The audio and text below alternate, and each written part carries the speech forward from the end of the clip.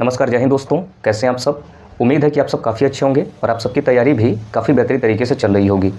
दोस्तों, आज UPPCS mains 2025 course की पहली क्लास है, जिसमें आज हम लोग कला और संस्कृति के बारे में बातचीत करेंगे। दोस्तों, यूपीपीसीएस मेंस 2025 कोर्स की अगर आपको जानकारी चाहिए तो स्क्रीन पर आपको एक व्हाट्सअप नंबर दिया जा रहा है।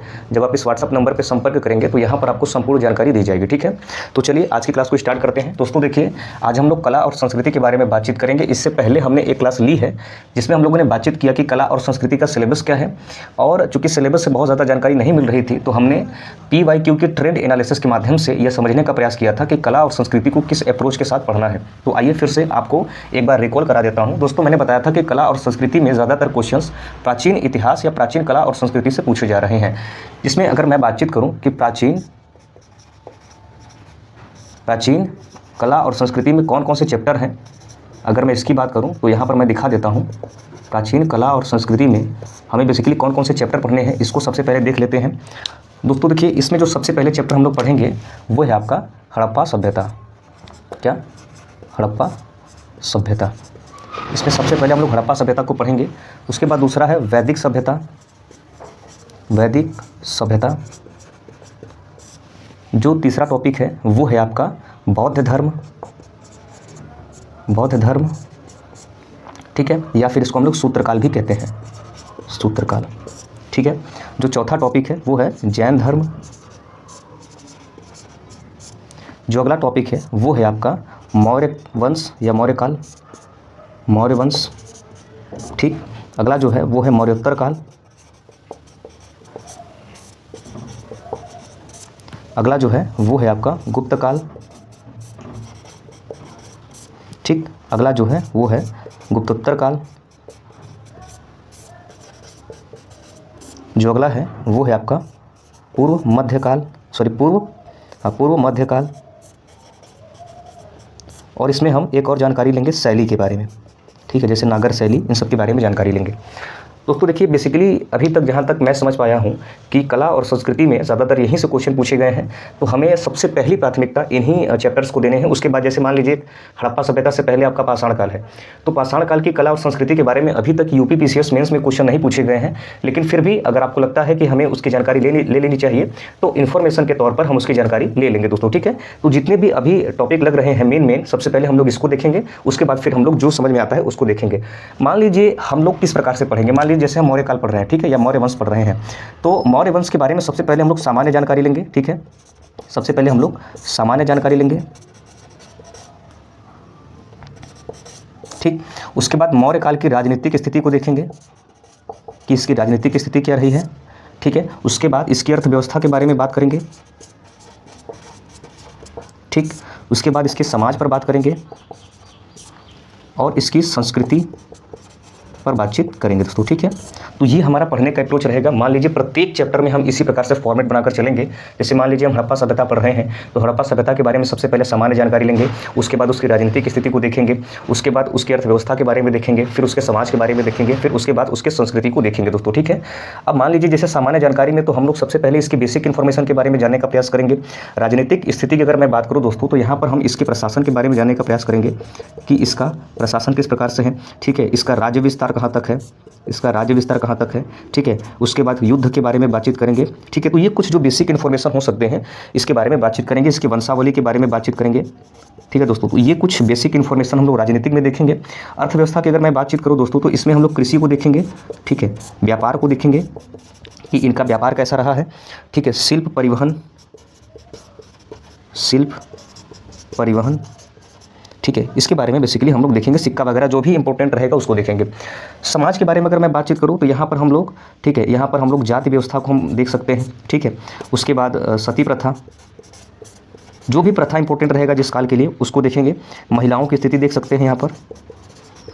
ठीक है, तो ये बेसिकली कुछ इन्फॉर्मेशन है। जैसे परिवार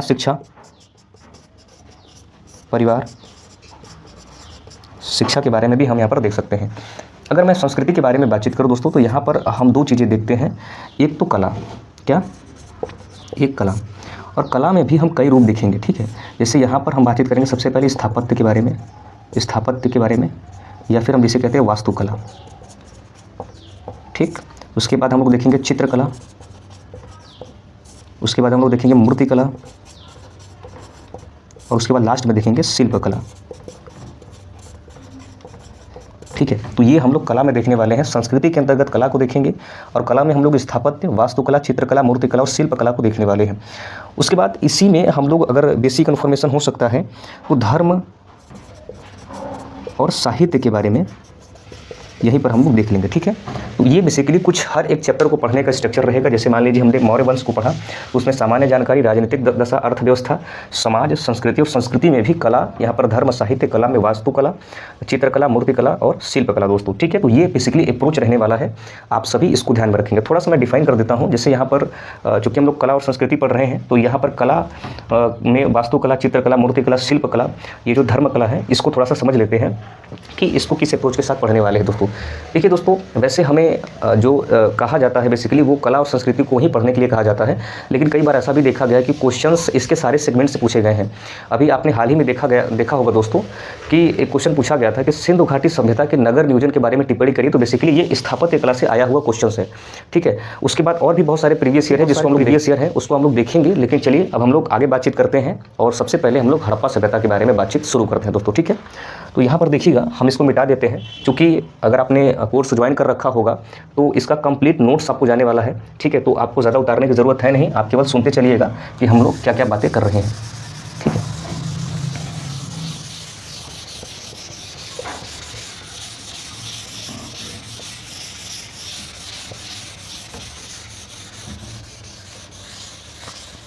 चलिए देखिए दोस्तों, सबसे पहला जो चैप्टर है वो है हड़प्पा सभ्यता। हड़प्पा सभ्यता, ठीक है, इसमें हम लोग क्या क्या बातचीत करेंगे, सबसे पहले इसको देख लेते हैं। तो हड़प्पा सभ्यता के बारे में सबसे पहले हम लोग सामान्य जानकारी देखेंगे, सामान्य जानकारी को देखने वाले हैं। उसके बाद इसकी राजनीतिक स्थिति को देखेंगे, राजनीतिक स्थिति या राजनीतिक दशा को देखने वाले हैं। इसके बाद इसकी अर्थव्यवस्था को देखने वाले हैं। ठीक है, उसके बाद हम बातचीत करें तो इसके समाज के बारे में देखने वाले हैं,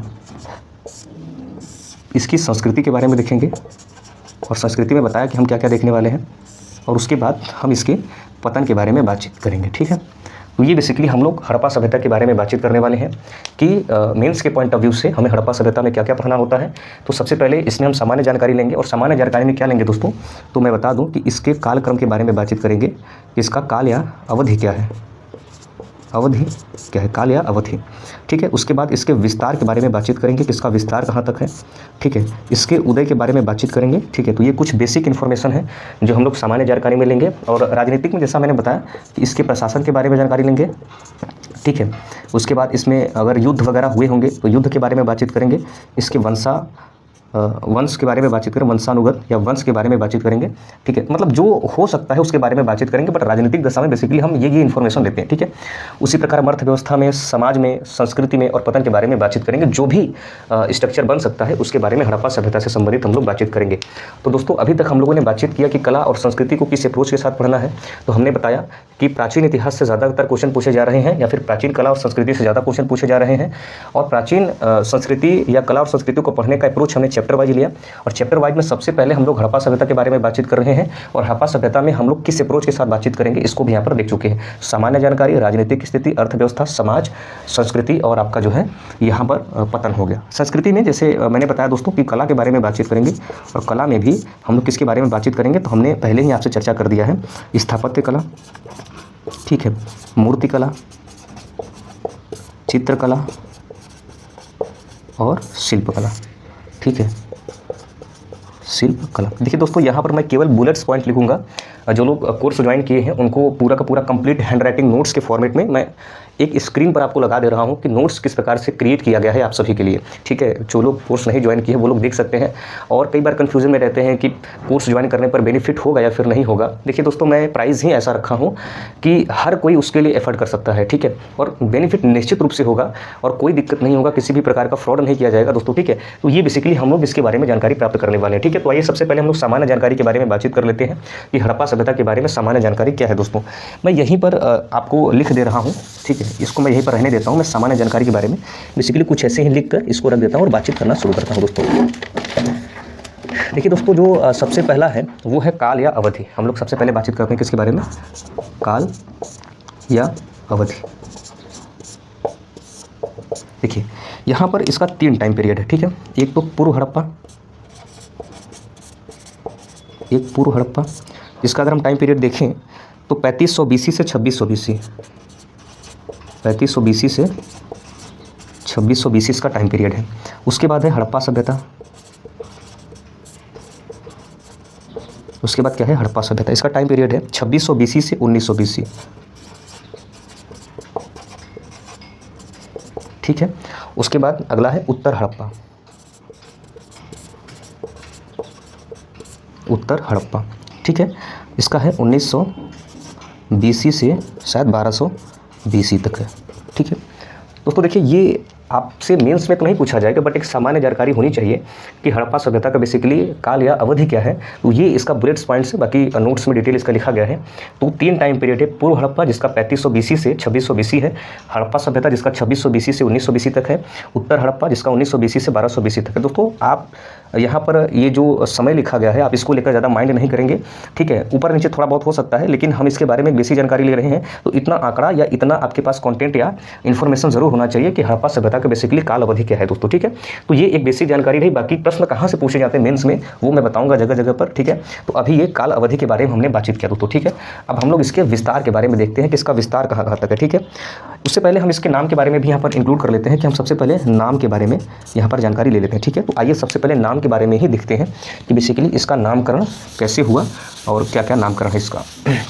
ये सब बेसिक जानकारी है, ये सब मेंस में क्वेश्चन नहीं पूछे जाएंगे, बट अभी आपका न्यू तैयार किया जा रहा है। जब मैं कंप्लीट बोलूँगा कि हमारी तरफ से हड़प्पा सभ्यता पूरी तरीके से कंप्लीट है, तो हड़प्पा सभ्यता से किसी भी प्रकार का क्वेश्चन अगर मेंस में बनेगा तो आप उसको लिख पाएंगे, और जो पूर्व के पूछे गए प्रश्न हैं उसको भी आप आराम से कर पाएंगे दोस्तों, ठीक है। देखिए अगर मैं यहाँ पर नामकरण के बारे में बातचीत करता हूँ दोस्तों, तो याद रखना पुरातत्व विज्ञान में यह परंपरा रही है कि जिस स्थान से सबसे पहले पुरातात्विक साक्ष्य प्राप्त होते हैं या फिर उस सभ्यता के बारे में सबसे पहले जानकारी प्राप्त होती है, उसी के नाम पर उसका जो है नामकरण किया जाता है, ठीक है। जैसे मैं बातचीत करूं कि पुरातत्व विज्ञान में यह परंपरा रही है, तो 1921 ईस्वी में, ठीक है, सर जॉन मार्शल, ठीक है, सर जॉन मार्शल के नेतृत्व में दयाराम साहनी के द्वारा हड़प्पा की खोज की गई, ठीक है। हड़प्पा कहाँ है तो आप सभी जानते हैं, ये सिंध में पाकिस्तान में है, ठीक है। तो अभी चूंकि इसके बारे में आपको जानकारी मिल जाएगा कि हड़प्पा कहाँ पर है, अलग अलग कालीबंगा कहाँ है, रोपड़ कहाँ, ये सब जानकारी आपको भी दे रहा हूँ मैं। 1921 ईस्वी में सर जॉन मार्शल के नेतृत्व में दयाराम साहनी के द्वारा हड़प्पा की खोज की गई। सबसे प्रथम खोजा गया स्थल जो है हड़प्पा का, हड़प्पा ही है, इसीलिए इसका नामकरण हड़प्पा सभ्यता पड़ा दोस्तों, ठीक है। लेकिन चूँकि इसके और भी अन्य कई नाम हैं, जैसे यहाँ पर देख सकते हैं, यहाँ पर आपको सिंधु नदी घाटी सभ्यता भी देखने को मिल जाएगा, ठीक है। सिंधु नदी घाटी सभ्यता, सिंधु नदी घाटी सभ्यता, ठीक है। एक और नाम मिलेगा सैंधो सभ्यता, सैंधो सभ्यता, कांस्ययुगीन सभ्यता, ठीक है। ये बेसिकली कुछ इसके नाम हैं, ठीक है। लेकिन जो सबसे मेन बात यहाँ पर आपको जानकारी प्राप्त करनी थी, देखिए जो भी आपको कंटेंट आंसर में लिखना है वो ठोस होना चाहिए, तो ये आपको लिखना है, ठीक है। अभी मैं बता नहीं रहा हूँ, बेसिकली आपको अभी समझा रहा हूँ कि पुरातत्व विज्ञान में यह परंपरा रही है कि जिस सभ्यता की जानकारी सबसे पहले जिस स्थान से मिलती है, उसी स्थान के नाम पर हम लोग उस सभ्यता का नामकरण करते हैं दोस्तों, ठीक है। तो ये उदाहरण है कि 1921 ईस्वी में सर जॉन मार्शल के नेतृत्व में दयाराम साहनी के द्वारा हड़प्पा स्थल की खोज की गई, जिसके कारण हड़प्पा सभ्यता इसका नाम रखा गया है। बेसिकली इसे सिंधु घाटी सभ्यता भी कहते हैं, ठीक है, सैंधो सभ्यता भी कहते हैं, कांस्ययुगीन सभ्यता भी कहते हैं, ठीक है। तो ये कुछ इसके नामकरण रहे, और भी बुलेट्स पॉइंट्स में लिख रहा हूँ। बाकी मैंने बताया कि नोट्स में कंप्लीट डिटेल आपको किस प्रकार से वहाँ पर लिखना होता है, वो सारी जानकारी आपके पास दी गई है दोस्तों, ठीक है। अब आइए हम इसके भौगोलिक विस्तार के बारे में बातचीत करते हैं कि इसका भौगोलिक विस्तार क्या है, ठीक है। इसका भौगोलिक विस्तार क्या है दोस्तों, देखिए दोस्तों, बेसिकली ये 3 देशों में फैला हुआ है। मैं यहाँ पर लिख दे रहा हूँ, इसका जो भौगोलिक विस्तार है,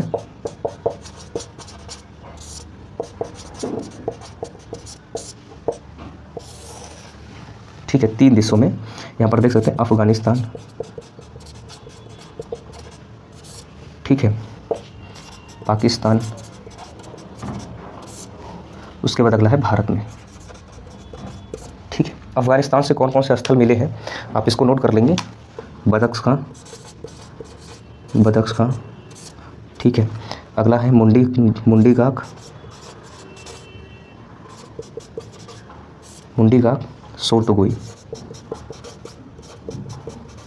सोर्तगोई, ठीक है। बदख्शां, मुंडीगाग, सुरतोगोई, ये अफगानिस्तान के स्थल है दोस्तों। पाकिस्तान की अगर मैं बातचीत करूँ तो यहाँ से आपके तीन जगह से यहाँ पर इसके 4 जगह से साक्ष्य पाए जाते हैं, जैसे पंजाब से, ठीक है। उसके बाद एक है सिंध से, एक है आपका बलूचिस्तान से, और एक है आपका मकरान तट से, ठीक है। देखिए अगर मैं बातचीत करूँ तो हड़प्पा से कौन सा, पंजाब से, ये हड़प्पा पंजाब में है, ठीक है। हड़प्पा जैसा कि मैंने बताया पंजाब में है। सिंध की अगर मैं बात करूँ तो मोहनजोदड़ो चनहुदड़ो,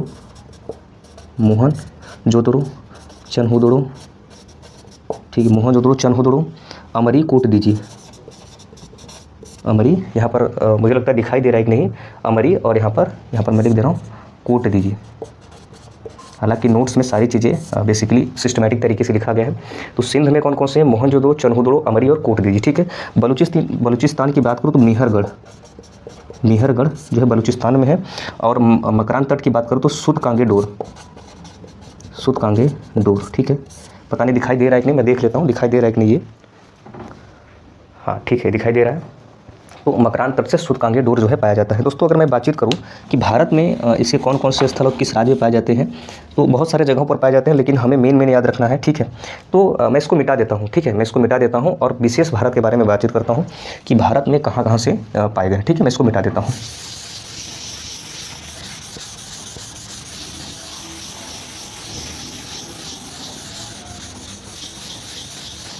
देखिए भारत के बारे में मैं यहाँ पर लिख रहा हूँ कि भारत के बारे में इसका भौगोलिक विस्तार कहाँ कहाँ पर है, ठीक है। भारत के बारे में सबसे पहले हम लोग गुजरात के बारे में बातचीत करते हैं।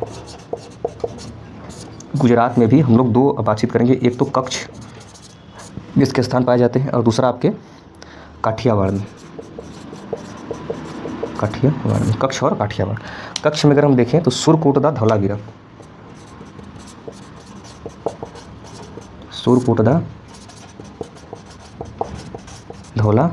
ठीक है।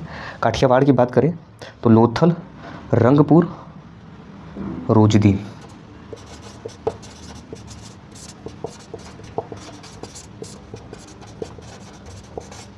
ठीक है। ये आपके गुजरात में स्थल पाए जाते हैं। राजस्थान की बात करूँ तो राजस्थान में केवल एक स्थान है कालीबंगा, एक स्थल पाया गया है, उसका नाम क्या है, कालीबंगा।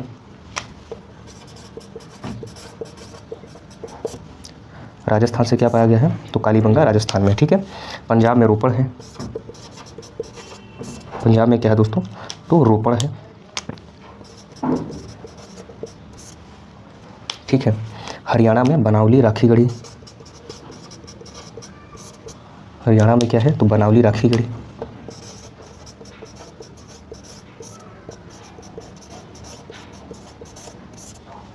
बनावली राखीगढ़ी है। उत्तर प्रदेश में आलमगीरपुर, ठीक है। उसी प्रकार जम्मू में मांडा, महाराष्ट्र में दैमाबाद, ठीक है। यहाँ पर मैं लिख दे रहा हूँ यूपी में आलमगीरपुर, ठीक है। जम्मू में मांडा, महाराष्ट्र में दैमाबाद, ठीक है। तो ये बेसिकली कुछ भारत में, क्योंकि मुख्य जो मैंने है उसी को लिखा है, बहुत सारे हैं, ठीक है। तो ये मुख्य बातें आपको ध्यान में रखनी है। ये मेंस के पॉइंट ऑफ व्यू से नहीं है, बट हम लोग सामान्य जानकारी के बारे में बातचीत कर रहे हैं, तो ये जानना जरूरी है कि इसका विस्तार कहाँ तक है, ठीक है।